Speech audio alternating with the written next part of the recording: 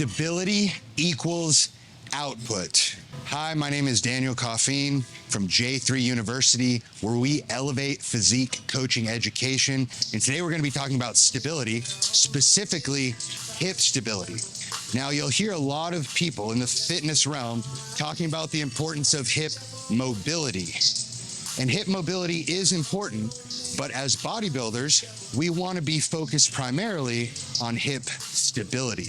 Remember what I said at the beginning of this video. Stability equals output.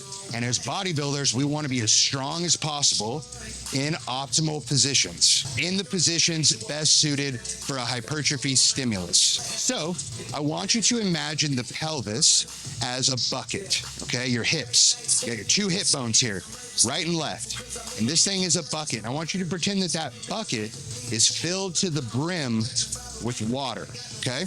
Now, if all the muscles surrounding your hip, your glute med, glute min, glute max, you have a whole bunch of adductors that are attached all over the place. Even your hamstrings are attached to your hips, okay? If these muscles are all working properly, they all work in unison to make sure that your pelvis navigates through your environment without spilling that water all over the place. Now, if you have dysfunction in one of those muscles, now your bucket is tipped to one side or tipped forward, and you're sloshing water all over the place when you're moving around your environment. Take it to the gym, put a bar on your back, and your pelvis is like this. Guess what's going to happen?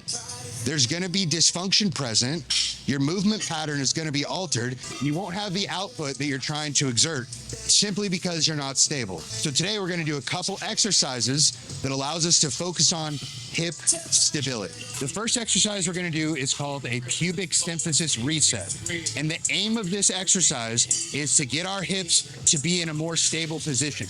You have a little disc in between your two pubic bones called the pubic symphysis. This allows the pubic bones to articulate, okay? Sometimes, just because of movement, this disc gets a little moved out of place, and we just need to pop it back into place. This doesn't mean yours is dysfunctional. It's just something I like to do to make sure that the hips are in the optimal position for us to start doing stability exercises. So, first thing you're gonna do, you're gonna lie on your back, and you're going to put a 90-degree bend in the hips, okay? And a 90-degree bend in your knees. And all you're gonna do is you're gonna take one hand, place it on top of one leg. So I'm doing that right here. The other hand goes underneath your opposite leg, all right? And what you're gonna do is you're gonna resist motion. I'm gonna pull up with this knee, and I'm gonna restrict it with this hand, okay? At the same time, I'm going to take this hand, and I'm gonna resist myself pulling my leg this way, okay? So I'm gonna do that. I'm gonna push and pull. So I'm creating opposite motions here. I'm gonna hold this for about 5 seconds, and then I'm gonna switch, okay?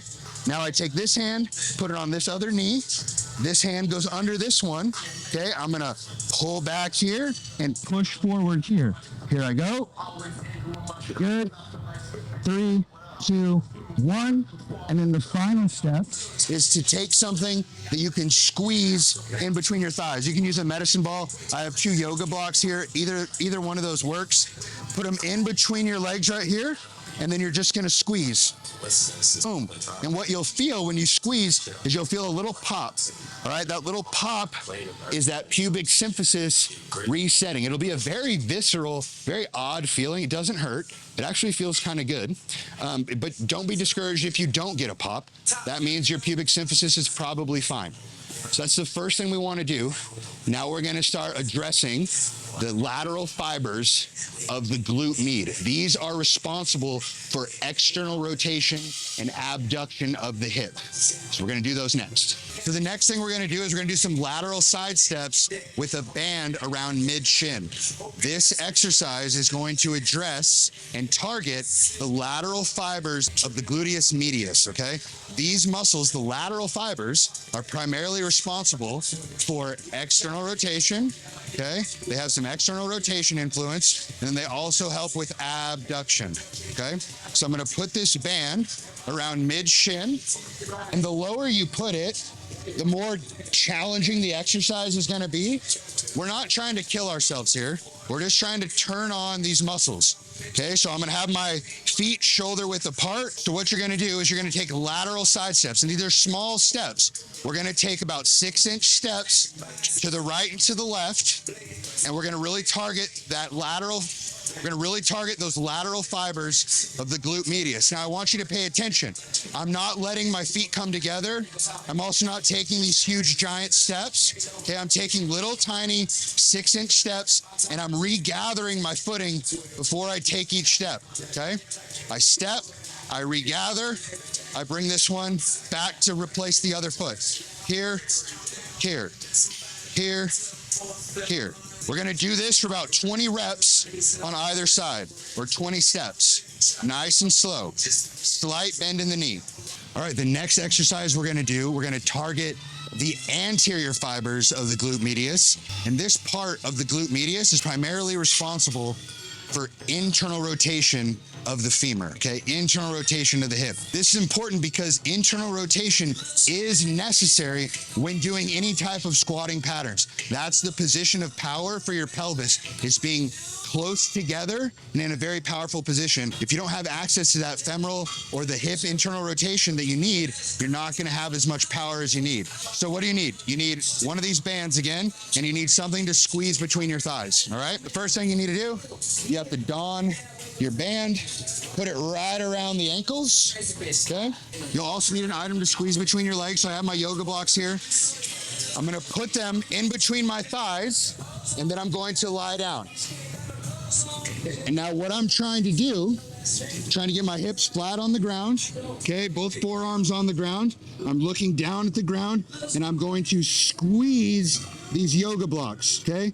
As I squeeze these yoga blocks, I'm going to take my feet and pull them away from each other. And I'm just gonna hold here for 1 second and come back in. I'm gonna go again, come back. Make sure you're squeezing those blocks in between your legs. You don't need very many repetitions here. 10 is a fine starting point. Okay, so far, we've addressed hip alignment with the pubic symphysis reset. We've looked at the lateral fibers of the glute medius, the ones that are responsible for external rotation. And then we've addressed the anterior fibers of the glute medius, which are responsible for internal rotation. Now, we want to target the glute max, which is primarily responsible for hip extension. Remember, glute max, probably the pound for pound most powerful muscle in the body. Super important to make sure this guy is firing properly. And all we're going to do is a simple single leg glute bridge. So what I like to do is actually elevate one of my feet. So I'll come here and I'm going to put my right foot on something here, elevate it. I have this little sissy squat thing. And then the glute I'm targeting is this one, the one with the leg on the ground. I'm going to bring my hip to about 45 degrees. And then I'm just gonna do a little bridge here till I get my pelvis to neutral, okay? I'm gonna do a couple reps here. There's no need to overly arch or anything like that. That's not gonna help us at all. We wanna stay right here, neutral lumbar spine, neutral pelvis. 10 repetitions here is a fine place to start. And then we're gonna switch and do the other leg as well. So now you're armed with 4 exercises that are primarily targeted at hip stability. Remember, stability equals output. And in the gym, output is what we want. Use these 4 exercises, execute them before your next leg day, and let us know in the comments below how it worked for you. Don't forget to like, share, and subscribe to our channel.